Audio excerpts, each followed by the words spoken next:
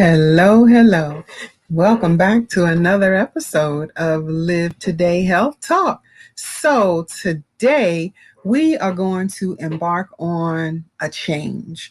We want to talk about, with everything going on concerning COVID, whether it resided, now it's spiked up again, and we're still partially isolated. Kids are still home. We're still working from home and all that good stuff. So tonight, decided to talk about how COVID is impacting us mentally.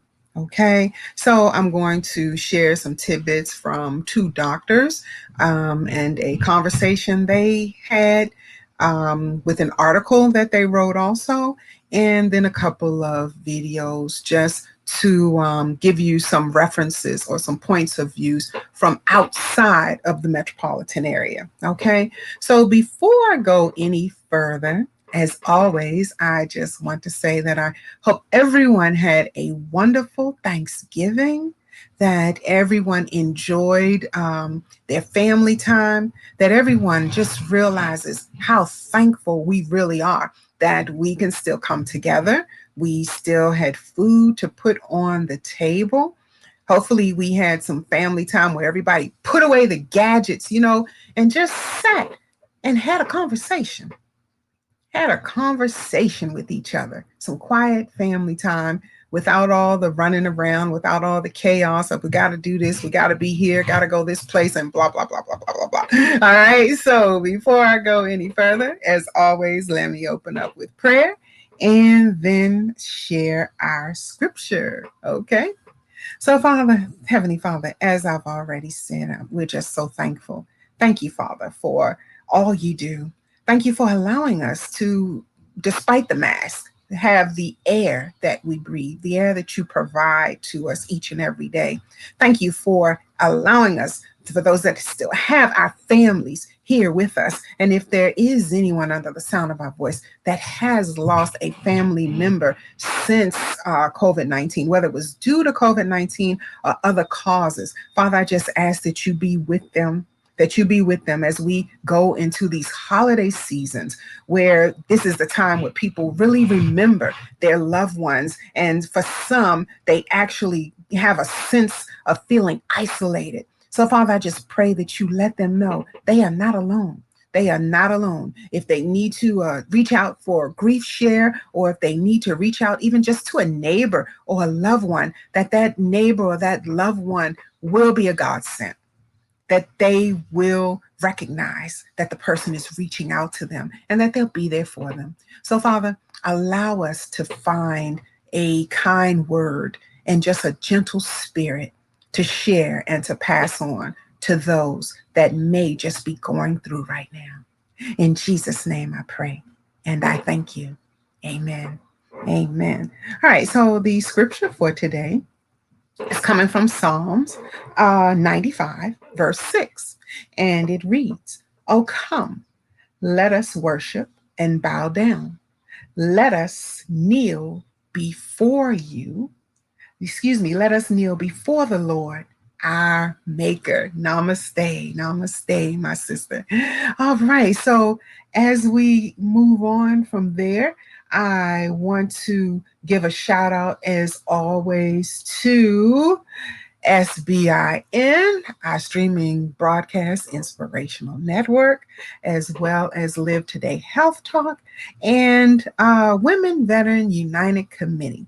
Because what started me on this track with our health, as far as our mental stability today for this particular episode, is earlier during this month. We embarked upon not homeless, but homebound. And we found that those that are homebound, now they're not in there because they're not in a nursing home where they have access to nurses and doctors and caregivers, but they're in their homes, and you would think everything is working okay because their rent is paid and they have money to buy food and things like that.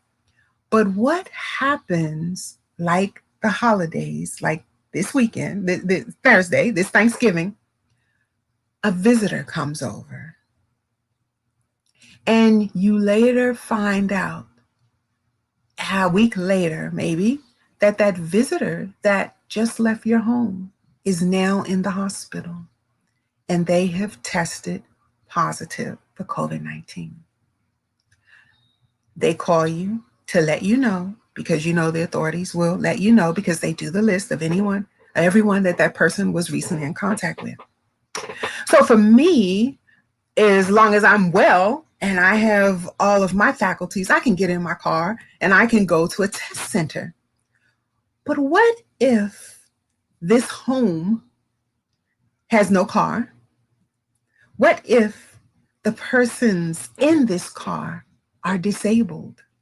What if, the persons in this home are disabled? And what if the persons in this home are bedridden or wheelchair bound, and they have no way to take themselves to a test center? So this was a test for us, because what we found out was not actually acceptable. We actually found out that all of our programs out here have no way to get to those individuals safely, to test them or to give them the care that they need without them dialing for an ambulance. Now, granted, the ambulance, if you say you are positive and or you think you are positive, then just like an Uber driver or a taxi or anyone else, you're now putting those individuals in danger because they have to transport you. So we ran into a couple of obstacles this month, and we're going to do further research on it. But as we were doing the research, I stumbled or this article was sent also, just to know how we are being impacted with the, as we say, the invisible wounds. So let me start out by introducing the two doctors and the title of the article that I'd like to share some tidbits on. I'm actually going to share maybe two, okay? So this particular article is entitled Targetable Biological Mechanisms Implicated in Emergent Psychiatric Conditions Associated with SARS and CoV-2 Infections. The interview is between Tom Linden, Dr. Tom Linden, and Dr. Todor Postalake.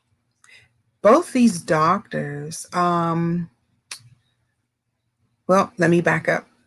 During this interview, quite in depth, and I may have to skip over some of it for lack of words that I cannot pronounce. But I think I've already edited that part, okay? But I want to tell you where you can find the article if you care to look further. So the interview with the two doctors. So Dr. Postalake is a professor in the Department of Psychiatry, University of Maryland, School of Medicine in Baltimore. And as they discussed these psychiatric conditions, Postalake addresses a wide range of vital topics, including COVID-19 as a pan-organ medical condition, acute psychiatric outcomes that have been reported with COVID-19, associated between COVID-19 and, you guessed it, mental health, as far as to include suicide, and primary care clinicians and how they can better care for COVID-19 patients that are exhibiting psychiatric symptoms. Okay, so this particular article was on, oh goodness, did I not copy that part? So I guess you'll have to look at this school, the University of Maryland, okay, and look up the school. But I haven't. I have the link still on my computer, so maybe during the one of the videos, I'll go back and get the exact article name because it was from the resource. It's under the resource center. So I'm trying to see if I don't actually have the link copied, but it is on. You can find it if you just Google the name of it. All sources, all types of sources will come up. There's an audio version, there's a PDF version. So if you Google the article and you need to read it for yourself, then just either Google the doctor's name or the article, and I'll say it again. Targetable biological mechanisms. Just put that part in, and the rest of it should pop up. Implicated in emergent psychiatric conditions associated with SARS and CoV-2 infections. Okay, so I want to start out with the article by saying that I want to thank the two doctors, the two professors, for sharing this information.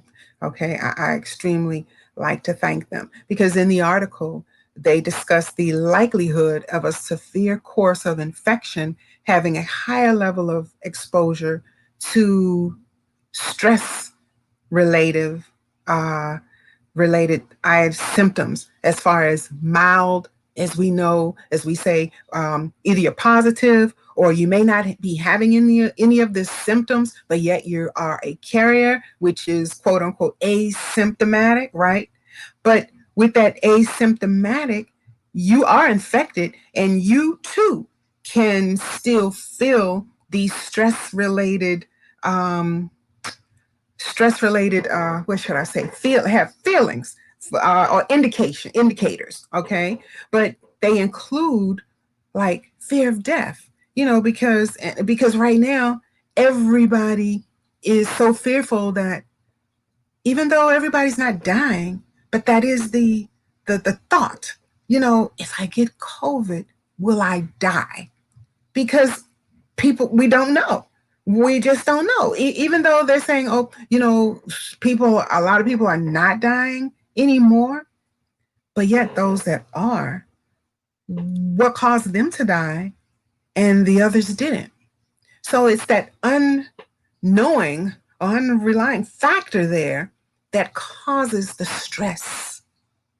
And when we are more stressful, it causes our immune system, our defenses to lower. So before I go any further, I'd like to share my first video, which is going to share with us mental health. Is it the real pandemic? Stand by. I told you, didn't I? Go and push him again. When lockdown restrictions were announced in March, just 4 months later, 30-year-old Christopher Eildon, who had no history of mental health issues, had taken his own life. He died in hospital with his family by his side. And I was holding his hand and I was talking to him. I had a go at him. Told him I loved him and I gave him a kiss on the head and I just laid my head on his chest and just hearing his heart beating for the final time. I didn't want to leave that room now. I didn't want to leave him. This is grief amid a pandemic. Christopher worked as a paramedic and was a father of two. The lockdown, according to his sister Samantha, affected his already fragile life. He was an NHS hero, paramedic. He was my hero. He always will be. Sorry.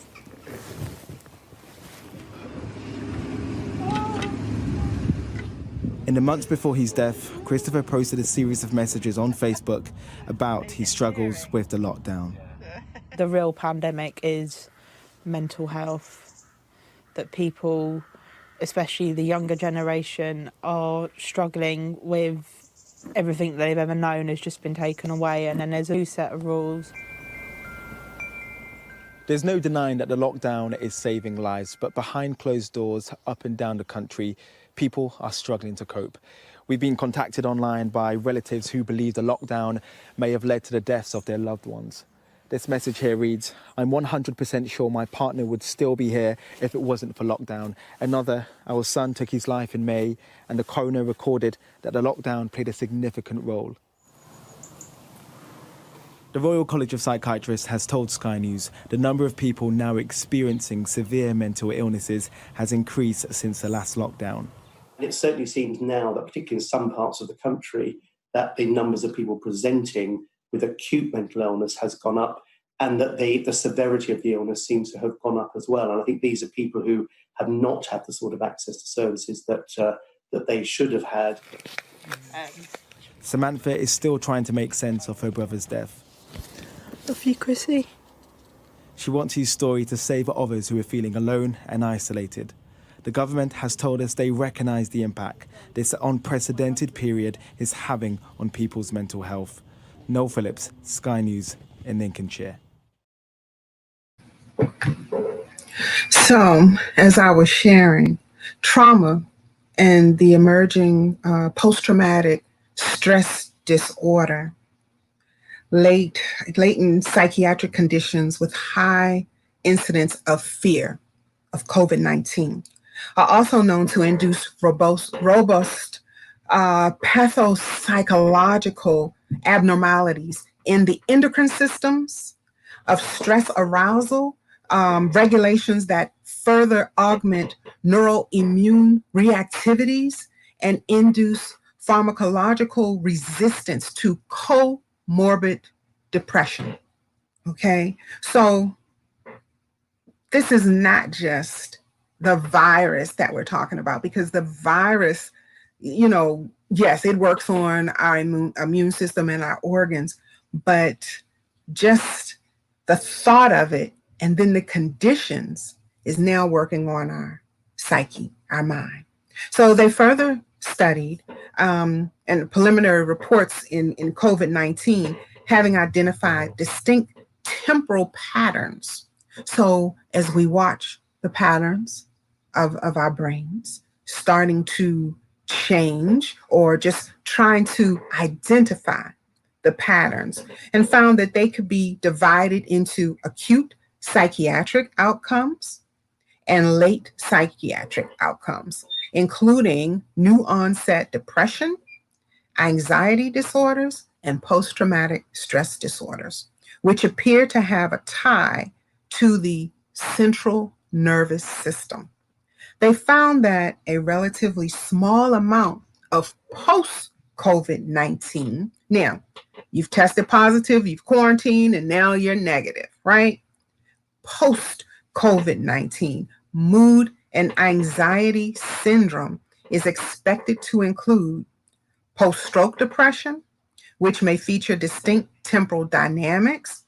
A thorough history and clinical examination is paramount and found to be very helpful in cases with comorbid neurovascular outcomes and pre-existing neurological conditions.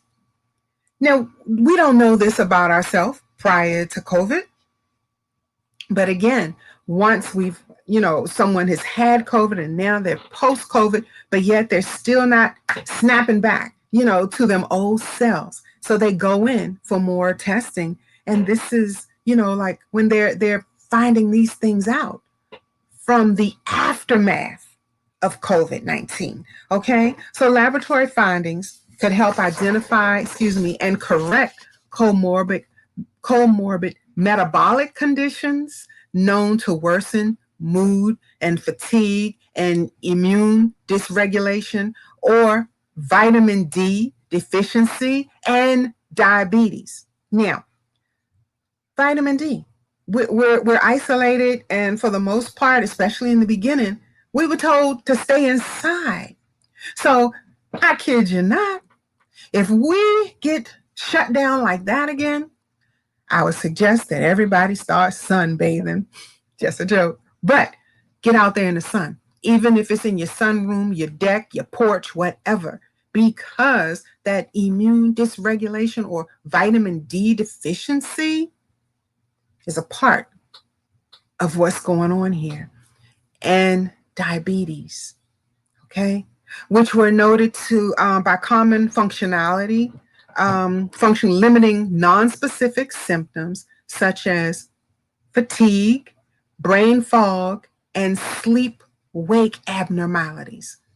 Of course, your sleep patterns are going to be disrupted because now you're not as active as you're used to being. I tell you, so we're eating, and then what are we doing? Sitting, right?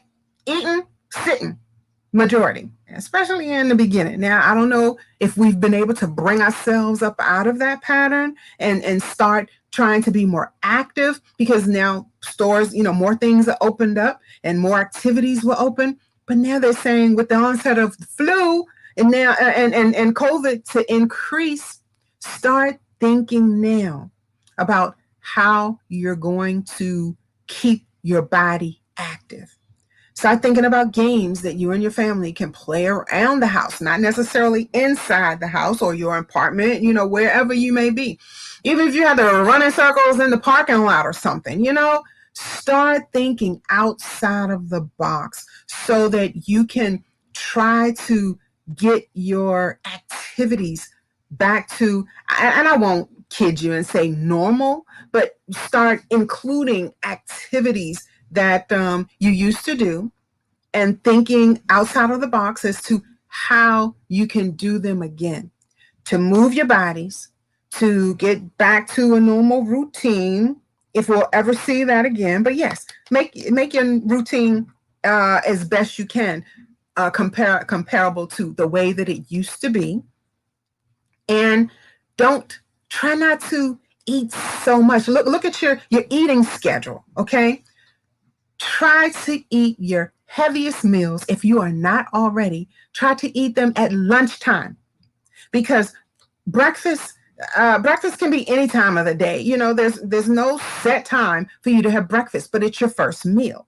So make that your nutritional meal, if I should say, because that's the one that jumpstarts your body, right? So after you've been sleeping, you've been fasting.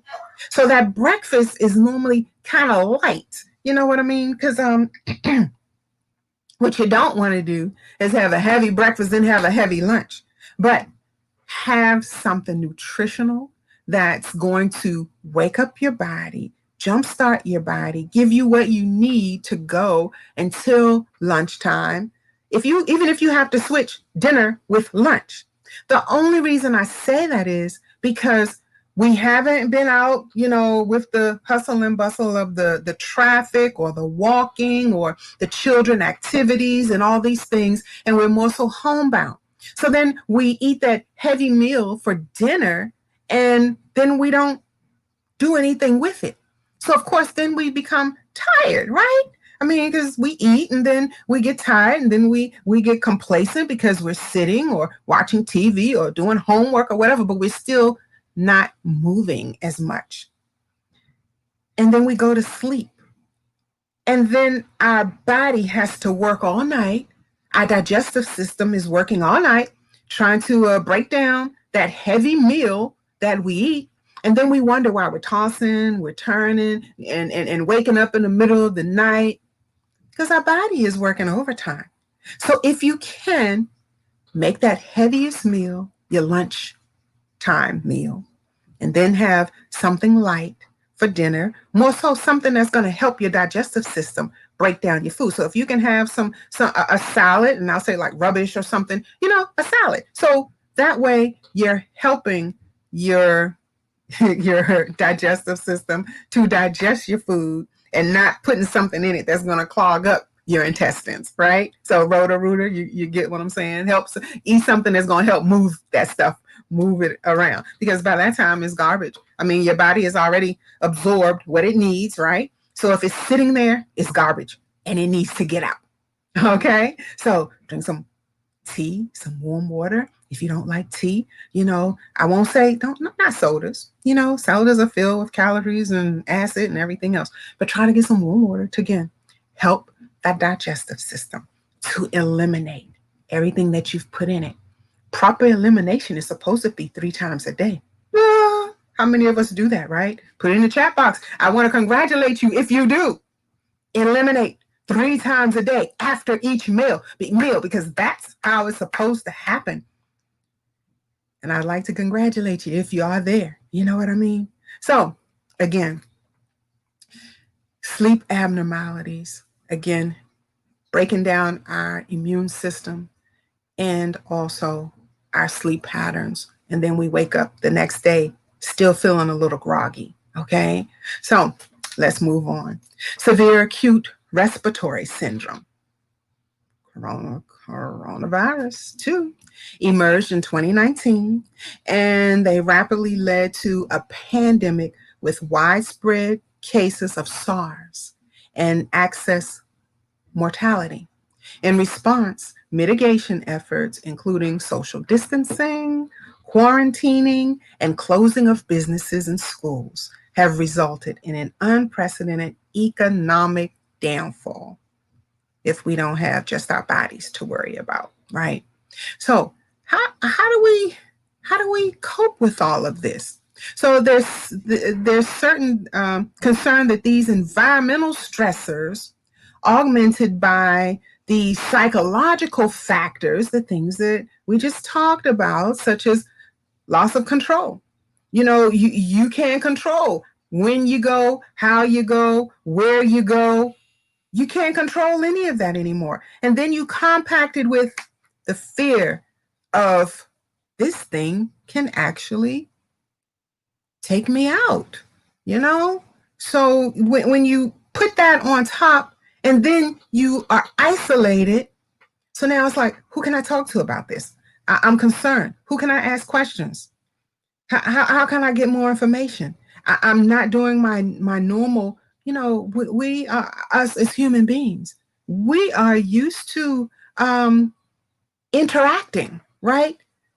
Not so much with the gadgets, but that's what it's causing us to do more. Now we're interacting more so with gadgets and robots, voices on the phone, robots, more so than people. We're not having our interaction with people. When was the last time you had a hug? Right? So let me get back to the article, right? Okay.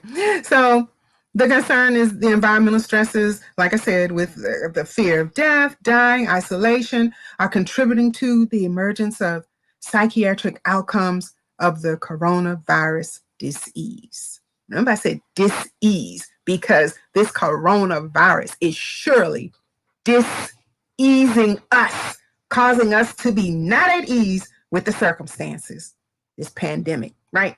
So furthermore, coronavirus may induce cognitive, emotional, neurovegetative, and behavioral dysregulation through biological mechanisms, including direct neural innervation and triggering of immune activation. Increasing evidence has linked immune activation with depression and suicidal behavior, and according to several large meta-analyses, anti-inflammatory approaches have demonstrated efficacy, in treating depression. Anti-inflammatory, because again, we're eating, we're not as active. Inflammation from a lot of the foods we eat, a lot of the things that we may drink, but even the offset of some of our chemical imbalances now cause inflammation.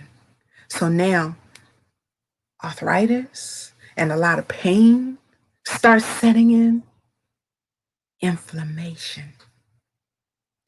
So some of those anti-inflammatory approaches they've discovered or they're using to help treating depression.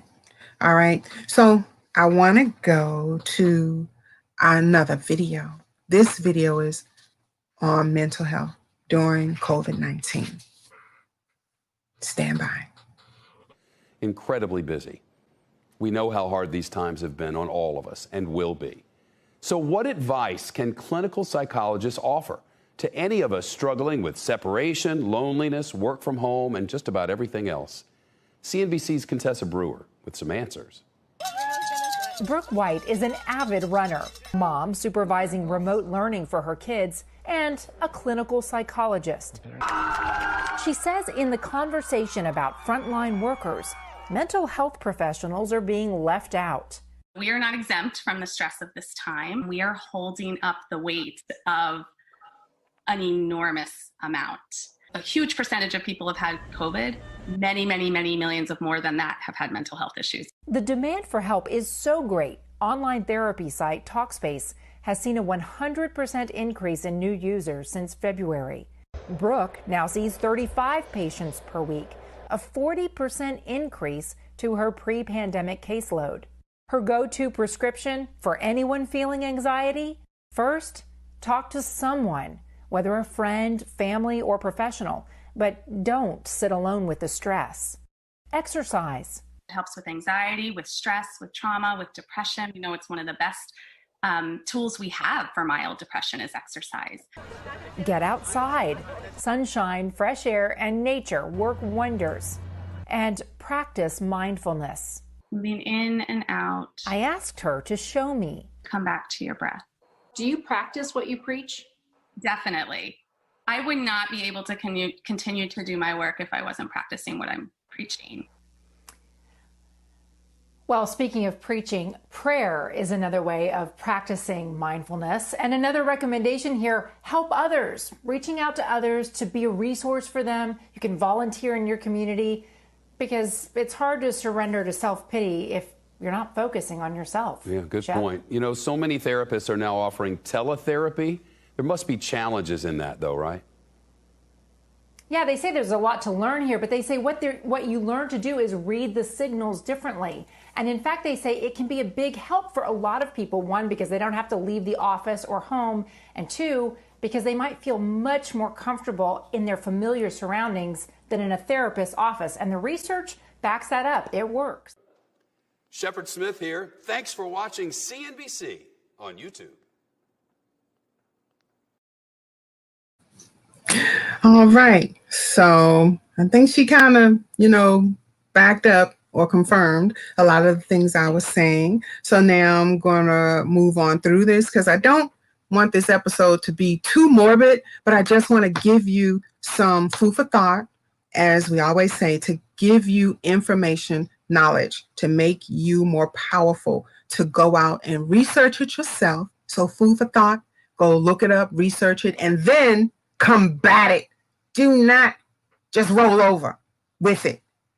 Figure out what you can do so that it will not encompass you any more than it already has. All right. So many infections involving hospital contact are predictively associated with suicide, and maximum behavioral effects can take more than 6 months post-infection to fully develop.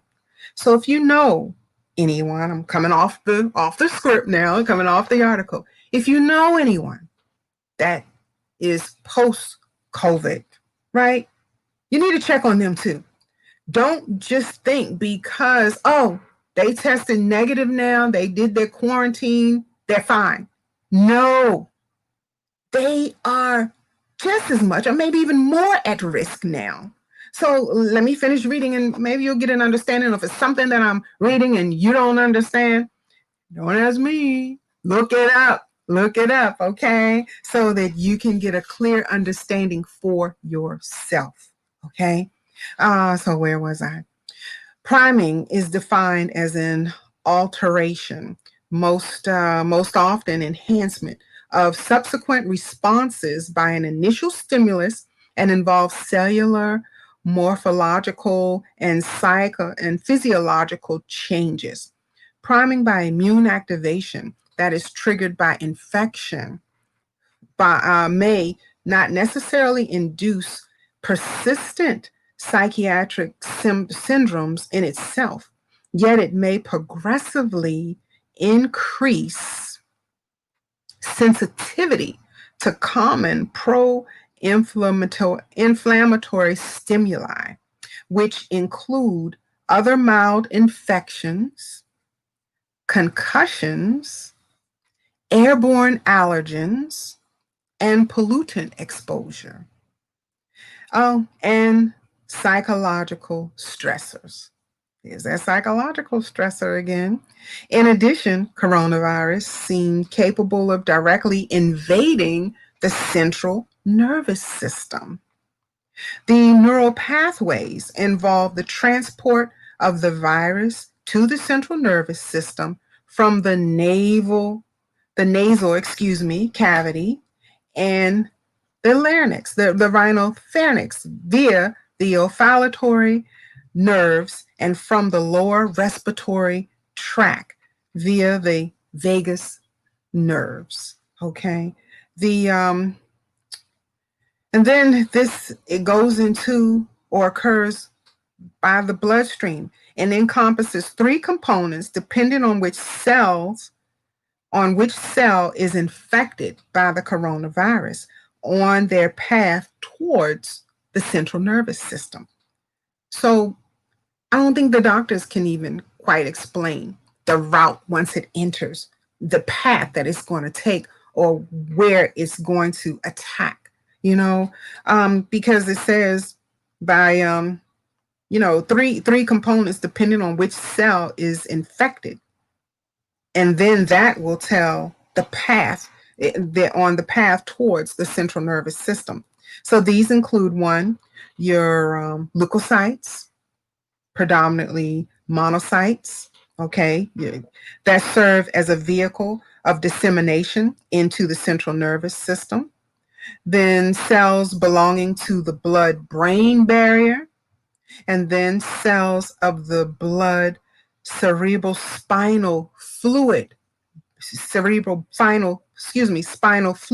barrier located in the ventricles of the brain.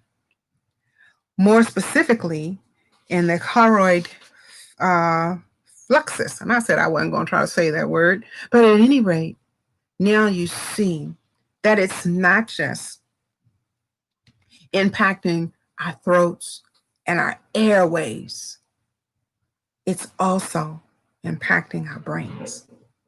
So while our biological and clinical understanding of COVID-19 with SARS and CoV-2 is increasing at a very rapid pace, several key domains remain poorly understood.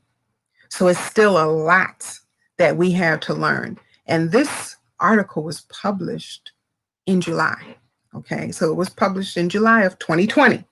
All right, so it's not that old for me to say that we still, or our doctors still have a lot to learn or a lot to discover.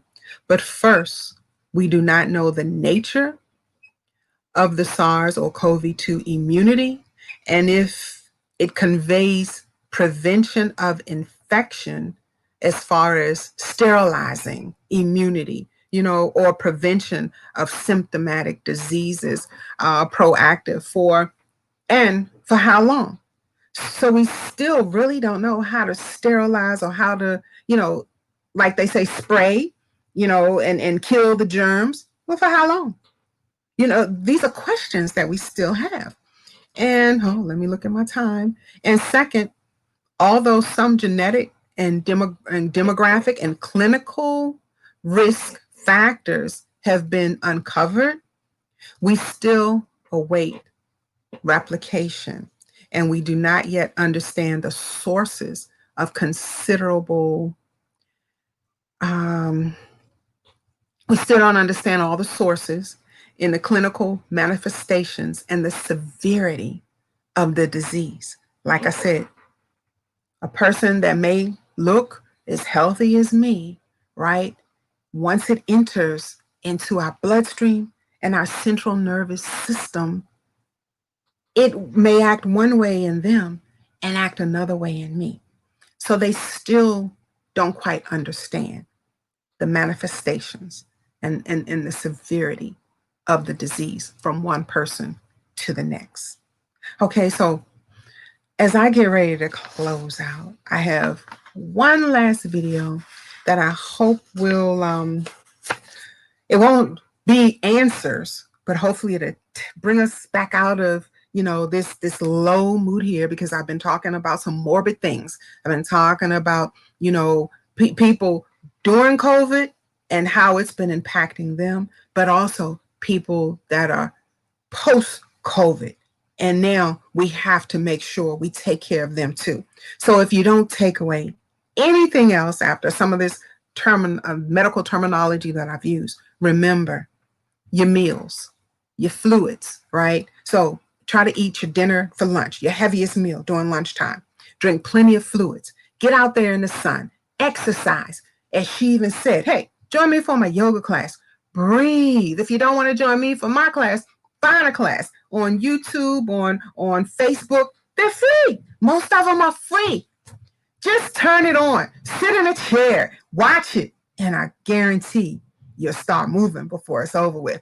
If you don't move, or if you can't move and you say you're sore, that's because you haven't been moving. So join me for one of the classes. But remember, breathe. And when you breathe, deep breathe. Raise that diaphragm. Exercise that core, as you'll hear me say in the class. Breathe in. Inhale in your nose, right? Bring that gut in, or bring in that abdominal area. Sit upright and then release through the nose, releasing it, releasing it, releasing it. Do that a couple of times. Deep breathing. Just do that, and you'll feel some of the stresses just roll off, just roll off. Just try that when you're working, sitting at the desk, or when the children are just making so much noise, or when they don't understand their homework, and before you go in to try to help them, because you may get a little annoyed because maybe you don't understand it either because it's been a while, you know what I mean? Breathe. And then go say, okay, darling, I'll be right there to help you. And go in with a smile. Get those endorphins going. The happy face, and do a little dance with the children or something. I don't know, ring around the rosies or something. Do something and then say, okay, now let's get back to our homework. But take a break and do some movement. And then get back to the homework. But enjoy your family. Enjoy your life. You only have lived once, right? And our body is the only body we have. So stay COVID-free the best you can. And if you've already had COVID, have they told us whether you can get it again or not? These are so many questions that we have, right? But take care of your mind and your body and your spirit. Have one last video, and then I am going to adjourn for the evening. And I hope that there's something I shared that will resonate and cause you to live life fuller. Stand by for that last video. While countries around the world continue to mobilize to contain the spread of COVID-19, mental health experts say we can't lose sight of an equally alarming issue: the long-term mental health impact the pandemic is going to leave on society. What I think we're facing here is a very traumatic event for a lot of people. It's a traumatic societal event for people.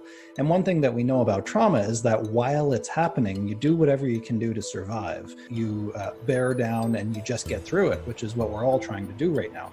I think that we're still very much in the trauma phase, the active trauma phase of this pandemic. But what happens after physical distancing measures are lifted? What comes after the pandemic is over and people are able to get back to whatever their normal may be? There's going to be residual stress, depression, certainly financial pressures, learning how to re-engage with the world in this new way. That's going to be difficult for a lot of people, and those are exactly the kinds of risk factors that lead to increasing rates of depression, anxiety, and even suicide. The rapid spread of the pandemic gave little chance to prepare for or even process all that has happened in terms of job losses and the complete uprooting of everyday life and relationships. Maggie Hu is a student at McMaster University who suffers from a generalized anxiety disorder. I shut down because of I don't know what to do. I'm not prepared for this. I did not run a rehearsal of the situation in my head. It's exhausting to not worry because it is practically impossible for me to not worry. Hennick says for those already suffering from anxiety and depression, the pandemic could be exacerbating their symptoms. He is also concerned for those who have never suffered from any mental health issues in the past and are now facing a life disruption without fully digesting the long-term impact this may have on them. A large body of scientific studies show that there is a close relationship between indicators such as unemployment, mental health, and suicide. Research out of the Great Recession of 2008 reveals that a 1% increase in unemployment was accompanied by a 1% increase in the rates of suicides in the US. Hennick explains there is a peak and a valley response in our nervous system when faced with trauma. Right now, we are at a peak in which we are engaging with the immediate threat of the pandemic. You go into survival mode, which can be very taxing on a person's mental health. And in fact, it doesn't actually let you think through or process what's happening to you. Its only interest is in keeping you alive and keeping you safe. Once the pandemic is over, there will be a valley in which we recover from that threat. But the problem is, going back to baseline without support can take a lot longer than we may think. After the threat passes, Hennick says people can start to retreat or fall into depression or find many other ways of dissociating themselves with the trauma they experienced. It can really become almost an infection on its own. Some people stay stuck either way at the top of that peak, or they stay stuck down at the bottom, or anywhere in between. Not everybody returns to baseline, and that's where we become concerned about mental illness. In Canada, we currently have universal medical care, but things like psychotherapy, which Hennick says has proven to be an effective treatment for mental health problems, generally isn't funded publicly. Hennick says the federal and provincial governments need to step up to make sure proper treatments and programs are funded, so as many people as possible have access when in need, adding that everyone, including employers, will have to play a role. I think it's important for employers in particular to realize when we start to loosen some of the restrictions that we're currently facing, that this needs to happen slowly, that we can't go back to the way the world was overnight. As for Maggie, she says she already knows she won't be able to go from 0 to 100 right away. I hope that with the virus slowly dying down, my social supports like psychiatrists, counselor, therapist, I'll get those supports back slowly and help me with my current fears and uncertainties. Thanks for watching. To stay up to date on the latest breaking national and international news, be sure to subscribe to our channel, where we also dig into big issues around the world in our weekly series, Global News Explains. All right. So they brought up a good point. Remember, I said, don't be stuck. Don't be the one stuck with that cloud over you, right? And then as you dig down into that valley and you start the moving, increasing the movement and the breathing and playing around with the kids or just reaching out to somebody, call somebody you haven't talked to. Hey girl, hey guy, what's up? Hey, let's do a virtual walk run. You know what I mean? Hey, put it on the camera. Okay, I'm running in place or whatever you have to do if you can't go outside, if it's a rainy day. Don't get stuck coming out of that valley and trying to go back up that hill and withdraw. I'm telling you now. Even check on me, right? Don't get stuck going back up that hill and retreat.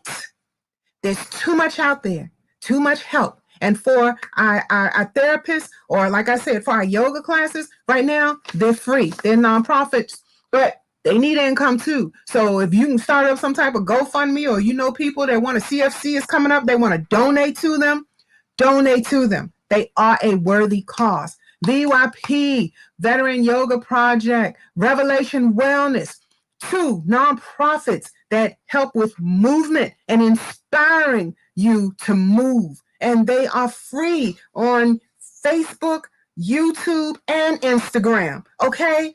Find them. They're out there. Those were just 2 that I am taking part in, but there are more. Don't get stuck in the rut, pre or post COVID. And I said I was going to give you the resources for the article. So Viewpoint, COVID-19 Beyond Tomorrow. And it was part of let me see the website. I'm maybe saying this wrong, but JAMA Psychiatry. So it's JAMAnetwork.com. And the article, again, was 7/31/2020. So it was downloaded from the Viewpoint. Targetable biological mechanisms implicated in emergent psychiatric conditions associated with SARS and CoV-2 infections by Tador Postolakia, MD, Dr. Tador.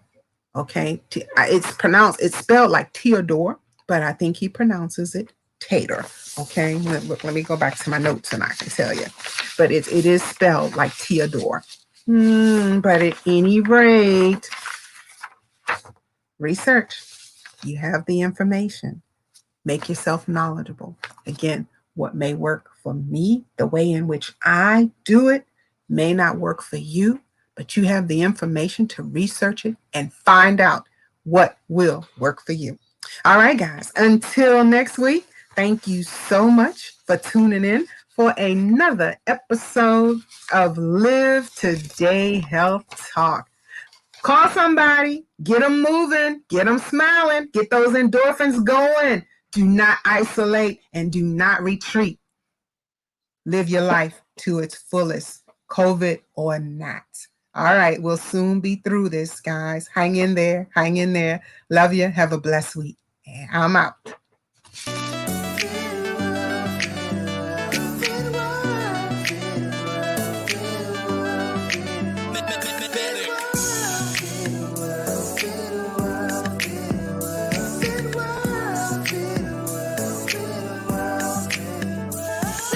Mentally,